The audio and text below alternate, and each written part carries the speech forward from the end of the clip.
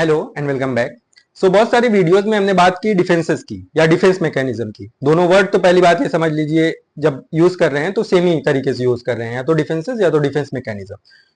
तो अब असल में होता क्या है, हमने काफी सारी वीडियोस में बात की। इनफैक्ट लास्ट ट्रू सेल्फ और फॉल्स सेल्फ में भी हमने जो है थोड़ा सा अंडरस्टैंडिंग देने की कोशिश की, बट एक डिटेल अंडरस्टैंडिंग अभी क्रिएट नहीं हुई थी।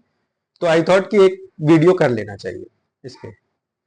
तो डिफेंस का यूज हमने अभी तक जितना किया, जिस तरीके से बात की, तो हमने डिफेंसेस को इस तरीके से देखा कि हम अपने आप को जब डिफेंड करते हैं किसी थॉट वगैरह से, तब हम यूज करते हैं। ये बात कुछ हद तक सही है, बट डिफेंसेस का यूज केवल अपने आप को डिफेंड करने के लिए नहीं होता। क्योंकि डिफेंस जो सबसे पहले पाए जाते हैं वो इन्फेंट के अंदर पाए जाते हैं, जब जैसे ही बच्चा पैदा होता है। जैसे ही बच्चा पैदा होता है, हमने चाइल्ड अपब्रिंगिंग की फर्स्ट पार्ट में डिस्कस किया था कि किस तरीके से बच्चा माँ और खुद को एक देखता है। तो यहां पे बच्चा डिनायल यूज कर रहा है। डिनायल एक डिफेंस मैकेनिज्म है। तो जैसे हम बड़े हैं कि कोई बुरी खबर सुन लिए, तो हमने कहा अरे नहीं, जबकि पता है हो रहा है वो चीज, बट फिर भी हमारे मुंह से निकलता है अरे नहीं, ऐसा कैसे हो सकता है। तो यहां पे हम डिनायल यूज करते हैं। तो इस तरीके से बच्चा भी वो अपने एकदम इन्फेंसी वाले स्टेज में, बट बच्चे का काम वहां पे डिफेंस करना नहीं होता है खुद को एंग्जाइटी से। बच्चा जो है एक्सपीरियंस करता है। हाँ, थोड़ा बहुत वो भी काम होता है, बट ये सिर्फ कह देना कि बच्चा एंग्जाइटी से डिफेंड कर रहा है अपने आप को, तो ये सही नहीं होगा। क्योंकि वहां पे बच्चा पूरे वर्ल्ड को एक एक्सपीरियंस कर रहा है उस तरीके से, और वो अगर अपने आप को उस तरीके से ना करे तो शायद बहुत ज्यादा प्रॉब्लम होगी। तो वो चीज का यूज बहुत ज्यादा नेसेसरी होता है। तो सिर्फ ये कह देना कि डिफेंस का यूज डिफेंसेस अपने आप को डिफेंड करने के लिए होता है, तो सही नहीं है। अब नाम इसका इस वजह से पड़ा क्योंकि पहली बार फ्राइड ने जब डिफेंस मैकेनिज्म देखा, तो ये देखा कि एडल्ट्स में किस तरीके से अपने आप को डिफेंड करने के लिए यूज किया जा रहा है। और फ्राइड को थोड़ा मिलिट्री टर्म से प्यार भी था, तो उन्होंने कह दिया कि ये डिफेंस मैकेनिज्म है, डिफेंसेस है। बाद में फ्राइड की बेटी है ना, फ्राइड ने इस पे काफी डिटेल्ड स्टडी की, और भी लोगों ने फिर उसके बाद इसको बहुत ज्यादा ऐड करते गए। फ्राइड ने स्टार्टिंग में बहुत कम डिफेंस मैकेनिज्म बताए थे, एना फ्राइड के बहुत सारे एना फ्राइड ने ऐड किए, उसके बाद फिर आगे भी ऐड होते रहे इस तरीके से। तो खैर, तो ये समझ लेना कि डिफेंस मैकेनिज्म का यूज केवल और केवल डिफेंड करना नहीं है अपने आप को। हाँ, एक मेजर पार्ट उसका वही है। अब दूसरी चीज ये आती है बात कि डिफेंस का यूज हम करते कब है। तो बहुत सारी चीजें होती है, बहुत फॉर्म में यूज करते हैं, बहुत तरीके से यूज करते हैं। अलग अलग पैथोलॉजीज में अलग अलग तरीके के डिफेंस यूज किए जाते हैं। अलग अलग कल्चर में अलग अलग तरीके का डिफेंस का प्रोमिनेंस है। अलग अलग कैरेक्टरिस्टिक के लोग अलग अलग तरीके का डिफेंस यूज करते हैं। तो बहुत ही ज्यादा ब्रॉडर कैटेगरी है। बट बट दो तरीके का हम डिस्टिंक्शन क्रिएट कर सकते हैं। काफी साइकोलॉजिस्ट ने इस चीज को भी किया है कि डिफेंस का एक यूज जो होता है वो होता है कोई भी तरीके की एंजाइटी, ग्रीफ, एनवी, जेलसी, घबराहट जिसको कह सकते हैं, गिल्ट, शेम, ये जितनी भी फीलिंग है, इससे बचने के लिए हम डिफेंस का यूज करते हैं। तो हमको कुछ अनईजी हो रही है, घबराहट हो रही है, तो हम कुछ और चीजें जो है यूज करके उसको अंदर कर देते हैं। तो ये सारा अनकॉन्शियसली जो है हम करते हैं। तो पहला यूज क्या हो गया कि जितनी भी तरीके की एंजाइटी है उससे अपने आप को बचाने के लिए, उससे डिफेंड करने के लिए हम यूज करते हैं। और दूसरी चीज जो है वो है सेल्फ स्टीम को मेंटेन करने के लिए। अब सेल्फ स्टीम को मेंटेन करने का क्या मतलब है, जैसे हमको लग रहा है कि हमारी सेल्फ स्टीम कहीं पे डाउन हो रही है, हमारा इतना वैल्यू फील नहीं हो रहा है हमको खुद से, अपने आप से लग नहीं रहा है कि हम कुछ कर पाएंगे, या हमको कोई डिमीन कर रहा है इस तरीके से। तो वहां पे हम डिफेंस का यूज करते हैं इस तरीके से। जैसे नार्सिसिज्म के कैरेक्टरिस्टिक्स में ओमनीपोटेंट कंट्रोल एक बहुत बड़ा डिफेंस मैकेनिज्म है, जो कि अगेन बचपन से ही आता है। बचपन का एकदम इन्फेंसी का ये भी है ओमनीपोटेंट कंट्रोल डिफेंस, वहां से ही सीखते हैं हम।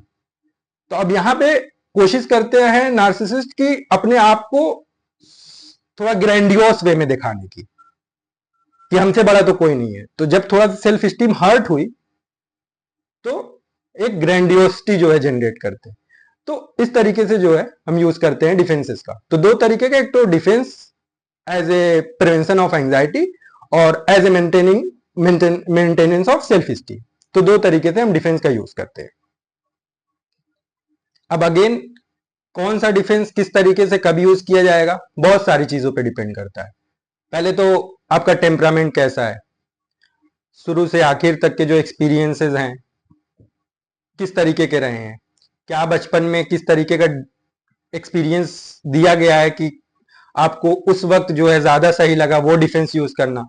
तो बचपन में जो आपको लगा होगा कि ये डिफेंस ज्यादा सही है तो उसका यूज आप प्रोमिनेंटली अभी भी कर रहे होंगे। तो काफी सारी चीजें, कल्चर में कौन सा डिफेंस आपके प्रोमिनेंट है, तो ये बहुत इंपॉर्टेंट लगता है कि आपकी सोसाइटी में कौन सा डिफेंस बहुत ज्यादा यूज किया जा रहा है।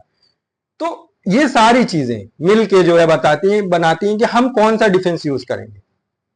तो पहली चीज ये जानने की जरूरत है कि डिफेंस प्रॉब्लमैटिक हमेशा नहीं होता है। एक बहुत ही healthy person, mentally healthy I mean, हर तरीके से फिट, हर थॉट सही, फीलिंग सही, अफेक्शन सही, हर चीज सही, फिर भी वो डिफेंसेस का यूज करेंगे कभी ना कभी। डिफेंस पैथोलॉजिकल तब बनता है तो बहुत ज्यादा एक्सेसिव में यूज किया जाता है। जिस ऐसे इंसान, जिसे हमने फॉल्स सेल्फ में बात की थी ना कि ट्रू सेल्फ फॉल्स सेल्फ में, कि फॉल्स सेल्फ जो इंसान मेंटेन करता है वो हमेशा बस यही कोशिश करता रहता है कि कब कौन सा डिफेंस मुझे यूज करना है, अनकॉन्शियसली उसके माइंड में चलता रहता है। अगेन ये चीज आपको ध्यान में रखनी है कि जब तक ये अनकॉन्शियस नहीं होगा तब तक ये डिफेंस होगा ही नहीं। अनकॉन्शियस मतलब आपको पता ही नहीं चलेगा। अगर आप ये कह पा रहे हैं कि अरे मैं तो ये डिफेंस यूज कर रहा हूं, तो फिर वो डिफेंस नहीं रहा, क्योंकि आपको पता चल गया कि आप डिफेंस यूज कर रहे हैं, तो वो तो कॉन्शियस हो गया। तो डिफेंस तब तक डिफेंस होता है जब तक वो अनकॉन्शियस होता है। तो कोई भी चीज, कोई भी डिफेंस अगर हम कॉन्शियसली कर रहे हो तो वो एक अलग तरीके के कैटेगरी में आ जाएगा, वो डिफेंस मैकेनिज्म फिर नहीं होगा। ठीक है, तो इसी तरीके से मैं बात कर रहा था कि किस तरीके से पैथोलॉजी वाले, जो पैथोलॉजिकली ओरिएंटेड जो पीपल होते हैं वो बहुत ज्यादा डिफेंस का यूज करते हैं। वो अपने फॉल्स सेल्फ को जो है सामने करके ट्रू सेल्फ को बचाने के लिए, चीजों को जो है अपने सेल्फ स्टीम को मेंटेन करने के लिए, अगेन एंग्जाइटी से अपने आप को प्रिवेंट करने के लिए काफी ज्यादा जो है डिफेंसेस का यूज करते हैं। अब कौन सा डिफेंस कब किस तरीके से होता है, हम आगे की वीडियोस में इस चीज पे भी बात करेंगे कि कौन सा डिफेंस, हर एक डिफेंसेस पे अलग अलग एक छोटी छोटी वीडियो क्रिएट करने की कोशिश करेंगे, ताकि आपको डिफेंसेस का भी अंदाजा लग पाए कि डिफेंसेस असल में होते क्या और किस तरीके से कौन सा डिफेंस हम यूज करते हैं। तो अभी इसीलिए हम एग्जाम्पल्स का यूज नहीं कर रहे हैं कि कौन सा डिफेंस कब होगा। जैसे बहुत तरीके के डिफेंस, जैसे हमने ओमनीपोटेंट कंट्रोल और डिनायल, दो डिफेंस का नाम लिया। अब इस तरीके से स्प्लिटिंग हो गई, प्रोजेक्शन हो गया, इंट्रोजेक्शन हो गया, तो ये सारा वर्ड आप सुनते रहते होंगे पुरानी वीडियोस में। तो ये डिफेंसेस का ही नाम मैं लेता था। तो अब इसकी कैटेगरी अगर क्रिएट किया जाए अगेन डिफेंसेस की, तो दो कैटेगरी में हम बांट सकते हैं, एक प्राइमरी डिफेंसेस, एक सेकेंडरी डिफेंसेस। अब प्राइमरी डिफेंसेस क्या होता है और सेकेंडरी डिफेंसेस क्या होता है? प्राइमरी डिफेंसेस वो है जो हम बिल्कुल बचपन में, इन्फेंसी में डेवलप कर लेते हैं। अब केवल वो चीज उसको प्राइमरी नहीं बनाती है, बट प्राइमरी डिफेंसेस की बात ये होती है कि उसमें ज्यादा कॉग्निटिव एलिमेंट इन्वॉल्व नहीं होते हैं, ज्यादा सोच समझ के डेवलप किया हुआ, अनकॉन्शियसली सोच समझ के, आई मीन ऑफ कोर्स, बहुत ज्यादा कॉग्निटिव एस्पेक्ट इन्वॉल्व नहीं होता है, उसमें अफेक्टिव एलिमेंट बहुत ज्यादा इन्वॉल्व होता है। जैसे मैंने बताया डिनायल, कि नहीं, जो चीज मुझे नहीं लग रहा है, जो मुझे प्रॉब्लम क्रिएट कर रही है, तो वो मैं मान लू है ही नहीं, हटा दो। तो इस तरीके से, या फिर स्प्लिटिंग, कि या तो अच्छा या तो बुरा, गुड मदर बैड मदर, तो ये जो है स्प्लिटिंग का यूज। तो इसमें अफेक्टिव एलिमेंट काफी ज्यादा इन्वॉल्व है, ज्यादा सोचा। अब जैसे सेकेंडरी डिफेंस में क्या आ गया, रेशनलाइजेशन, इंटेलेक्चुअलाइजेशन। तो इसमें हम जो है अपने ईगो और सुपर ईगो के बीच में एक बैटल करवाते हैं। हम अनकॉन्शियसली ही इस चीज को समझते हैं कौन सी चीज कहां पे अप्रोप्रिएट होगी, तब जाके एक सोचा समझा डिफेंस यूज किया जाता है।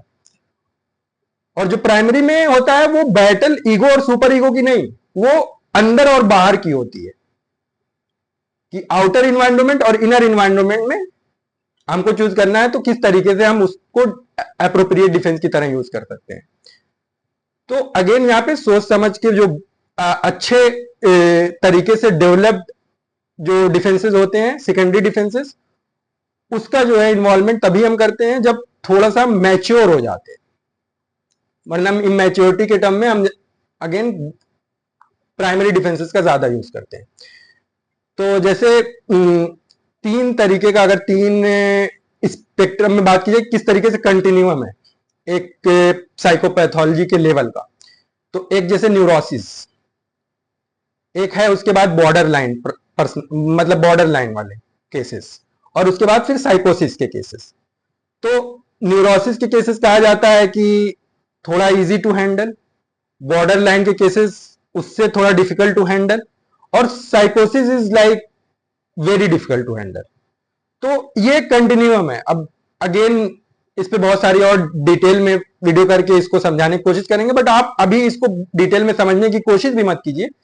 बट आप ये जान लीजिए कि एक पैथोलॉजी का एक लेवल सेट किया गया है कि जैसे अब कोई भी पर्सनालिटी की प्रॉब्लम है किस लेवल में लाई कर रही है, न्यूरोसिस में, बॉर्डर लाइन में, या साइकोसिस में। तो उस हिसाब से यह होता है कि ये पर्सनालिटी की प्रॉब्लम कितनी ज्यादा सीवियर है। तो इस वजह से जो है अब हम कहा जाता है कि बॉर्डर लाइन की थोड़ा सीवियर है, साइकोसिस बहुत ज्यादा सीवियर है। तो बॉर्डर लाइन और साइकोसिस के केसेस में जो डिफेंसेस होते हैं ना, वो काफी ज्यादा प्राइमरी वाले होते हैं, रिग्रेसिव, जो एकदम इमेच्योर, खासकर साइकोसिस में बहुत ही ज्यादा पीछे के डिफेंसेस। तो अगेन न्यूरोसिस में भी काफी हम यूज करते हैं उस डिफेंस का, मगर न्यूरोसिस में फर्क ये होता है कि डिफेंसेस जो है हमारे वो प्राइमरी के साथ साथ सेकेंडरी भी मौजूद है। तो आप ये समझ लीजिए कि जैसे एक लाइन कहीं मैंने पढ़ी थी कि बॉर्डर लाइन और साइकोसिस दोनों के केस में जो है डिफेंसेस तो होते हैं काफी, बट इट्स नॉट कि वो प्राइमरी डिफेंस उनको बॉर्डर लाइन और साइकोसिस में जाने में मजबूर करता है, but it is the absent of secondary defences. तो यहां पे सेकेंडरी डिफेंसेस बहुत कम है, इस वजह से ये इतने सीवियर केसेस में आ गए। और न्यूरोसिस में अच्छे खासे जो है सेकेंडरी डिफेंसेस भी होते हैं, इस वजह से थोड़ा लेवल लो होता है। तो इस तरीके से आप इस चीज को समझ सकते हैं। तो अब मैंने यहां पे डिस्टिंक्शन क्रिएट कर दिया प्राइमरी और सेकेंडरी का। तो अगेन अब सेकेंडरी में भी कई तरीके के डिफेंस हैं, कब किस तरीके से हम यूज करते हैं। प्राइमरी में भी अलग अलग तरीके के डिफेंसेस हैं, जिसकी हम डिटेल में आगे भी बात करते रहेंगे। बट अभी एक बेसिक अंडरस्टैंडिंग जो मैं डिफेंस की या डिफेंस मैकेनिज्म की देने की कोशिश कर रहा था, वो मैंने बता दिया है कि किस तरीके से क्या कब प्रॉब्लम होगी और कौन से लोग किस तरीके का डिफेंस यूज करेंगे, और डिफेंसेस की जो कैटेगरीज हैं प्राइमरी और सेकेंडरी, उसमें क्या डिफरेंट है। बाकी आगे की वीडियोस में और डिटेल में डिफेंसेस के बारे में, अलग अलग डिफेंसेस को लेके बात करते रहेंगे। Thank you.